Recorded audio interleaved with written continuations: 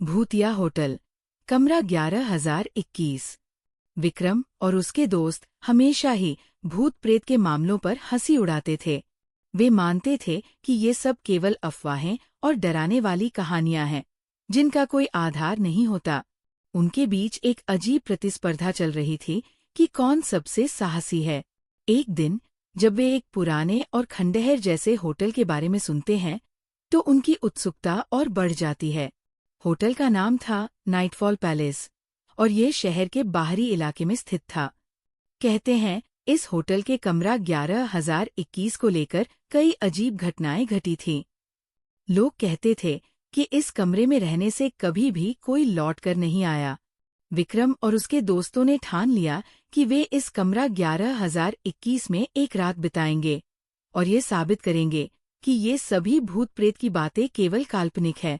उनकी ये योजना पूरी तरह से अविश्वसनीय लग रही थी, क्योंकि कमरे के बारे में सुनकर भी उनके चेहरों पर डर का कोई असर नहीं था। हम डरते नहीं हैं, विक्रम ने ठान लिया और अपने दोस्तों के साथ होटल का रुख किया।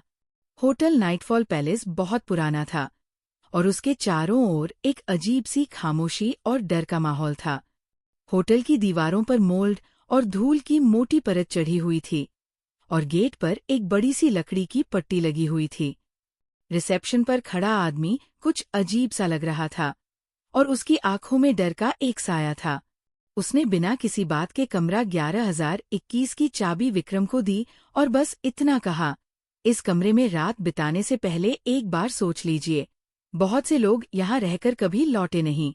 विक्रम और उसके दोस्तों ने इस चेतावनी को हल्के में लिया और हंसी मजाक करते हुए कमरे में गए। रिसेप्शनिस्ट का चेहरा देखकर उन्हें और मजा आया, लेकिन उन्होंने उसे नजरअंदाज किया और अपनी योजना पर अडिग रहे। वे एक पुरानी सी लिफ्ट में चढ़े और एक अजीब सी हवा के साथ 11वीं मंजिल पर पहुंचे। कमरा 11,021 में प्रवेश करते ही विक्रम और उसके दोस्तों को एक अजीब सा सन्नाटा और ठंडक महसूस हुई। कमरे का माहौल बहुत ही घना और डरावना था। कमरे में टूटी हुई झूली हुई बल्ब, जगह जगह पर जमी हुई धूल और फटी हुई चादरें बिखरी हुई थी। कमरे के बीच में एक पुरानी सी अलमारी रखी हुई थी और एक बड़ी सी खिड़की थी जो आधी खुली हुई थी। हवा की हल्की सी सरसराहट कमरे में फैल रही थी और हर चीज पर एक अजीब सी गंध फैली हुई थी। आर्यन ने कहा, कहीं यह होटल किसी पुराने शाप का शिकार तो नहीं? लेकिन विक्रम ने हंसते हुए कहा, ये बस एक पुराना होटल है, कोई शाप नहीं है। वे चारों अपने अपने बिस्तरों पर लेट गए और बातें करने लगे। धीरे धीरे रात गहरी हो रही थी और कमरे का माहौल और भी रहस्यमय होता जा रहा था। अचानक कमरे में एक ठंडी हवा का झोंका आया। लाइट की चमक मध्यम हो गई और कमरे का तापमान बेहद गिर गया। एक अजीब सी आवाज सुनाई दी, जैसे कोई हल्की खांसी कर रहा हो। समीर ने कहा, ये सब हवा का खेल है, लेकिन उसकी आवाज भी अजीब सी गूंज रही थी, जैसे कोई हवा में घुलकर उसके शब्दों को चुराने की कोशिश कर रहा हो। आर्यन और रमन की घबराहट बढ़ रही थी, लेकिन विक्रम ने हिम्मत दिखाते हुए कहा, ये सब कोई नहीं, ये होटल पुराना है, बस वही है। लेकिन जैसे ही विक्रम ने ये कहा, कमरे का दरवाजा जोर से खड़कने लगा। उसे लगा जैसे दरवाजा किसी के दबाव से खुलने की कोशिश कर रहा हो। वह दरवाजे की ओर बढ़ा, लेकिन उससे पहले ही कमरे में हल्की सी धुंध फैल गई। विक्रम ने इसे नजरअंदाज किया और दरवाजा खोलने की कोशिश की, लेकिन वो नहीं खुला। ये तो अजीब है, उसने कहा। तभी अचानक एक धुंधली सी परछाई दीवार पर उभरने लगी।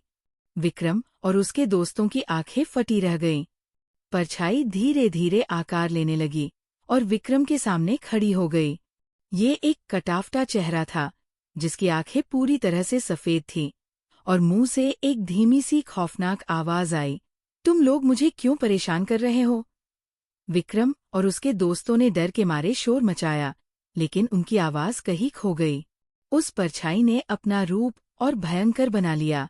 उसकी हड्डियां चटकने लगी और उसका शरीर धीरे धीरे विकृत होने लगा।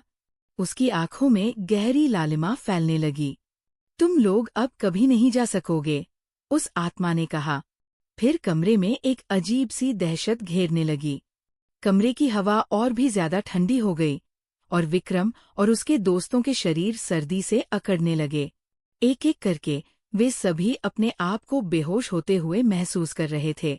उनकी आवाजें अब कमरे में गूंज रही थीं, लेकिन जैसे ही आत्मा ने उन्हें घेर लिया, उनकी आवाजें हवा में खो गईं।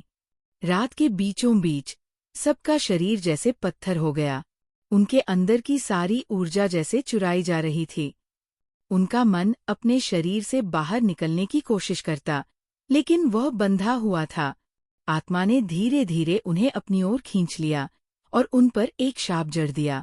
रात भर की जद्दोजहद के बाद सुबह होते होते सब कुछ शांत हो गया।